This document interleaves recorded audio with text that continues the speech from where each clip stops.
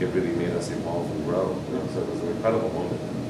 And then the film took a different turn when then it started. The first half starts in America, and then it goes almost to the other half for Pakistan. Yes. In terms of more of the Islamic roots of everything. Yes. Explain what that was like.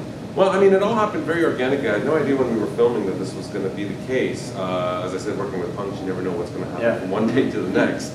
But the kind of the main characters I focus on in the film is this white convert, Michael Muhammad Knight, who kind of inspired this whole idea. And I focus on these this one group that's sort of at the forefront of it all, this group called the Kaminas, who are these two kids from Boston, of Pakistani background.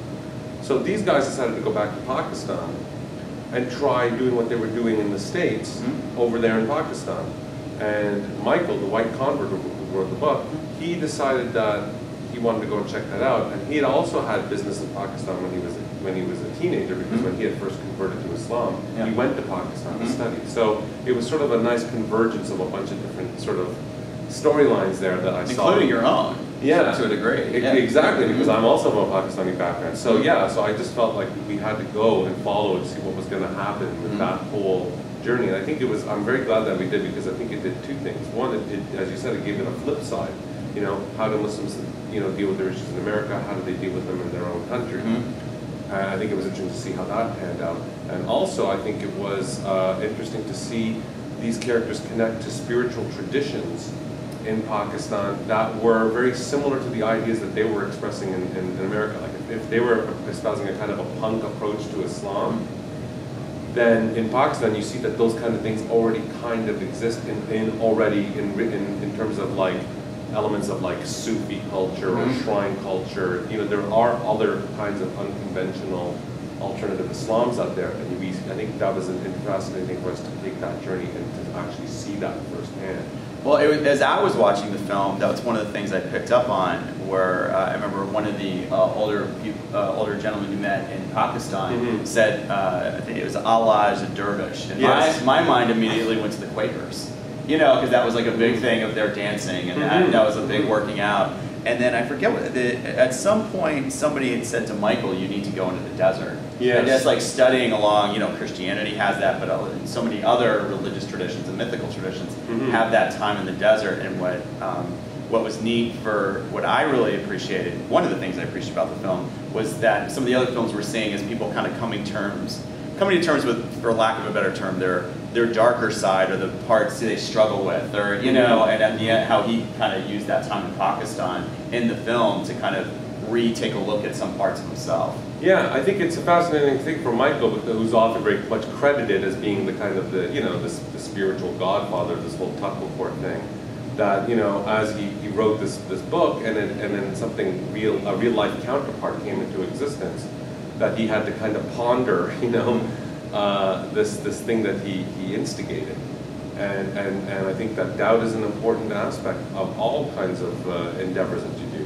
So for Michael, I think it was a really fascinating to watch him, and even the band as well, as they tried their, there was a lot of optimism on the American side, because these guys were doing this, and it was, it was really, there was a momentum that was building. But in Pakistan, it's a very different climate, where you're dealing with, bombs going off at times, and even though there's all these really kind of cool sects and stuff like that, there is still like, a corrupt government regime, and there is still like fundamentalism to deal with. So there's challenges that are overwhelming. Yeah. And I think all of them kind of fell into a moment of like, I don't know if this is gonna, they're young kids, and we're feeling like overwhelmed. Yeah. Yeah. And I think that was fascinating to sort of see them struggle.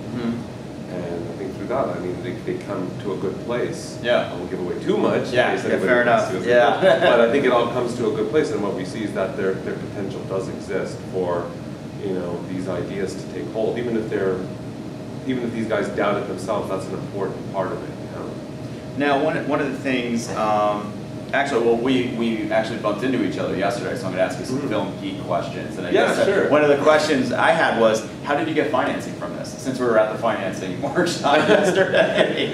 Well, I mean, I'm fortunate to live in the state of Quebec in Canada, which has very good granting programs. Okay. They're very supportive of their artists there, and they have fairly good envelopes to give in terms of promoting, you know, documentary filmmakers or other kinds of artists. So I was lucky to receive a couple of grants from the Quebec government.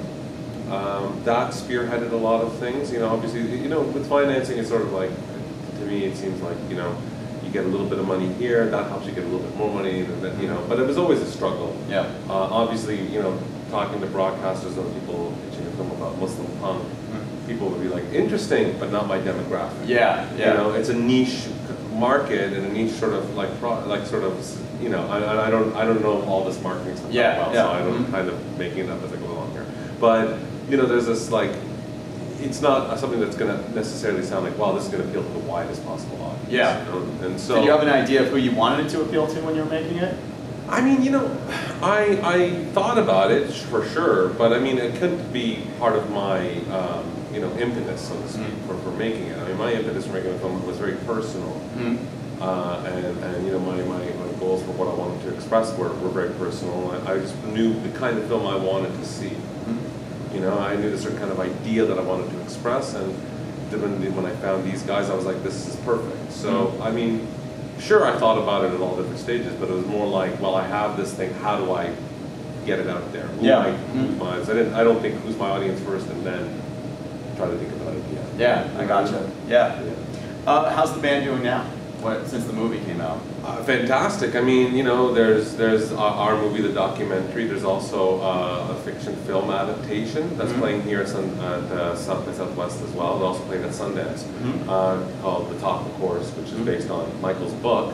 And that between my film, that film, Michael's book being, you know, published and by a larger publisher, Soft Skull Publishing, it's been gaining more and more momentum. We're seeing, I think, more that I think we're going to see more bands come out of the scene, and the bands that are in it, like the Kaminas, you know, they're doing interesting things here and in Pakistan, putting out other albums, and the other bands are just, you know, riding the crest of that. Oh, nice. So I think we're going to see Taqwacore really develop and emerge.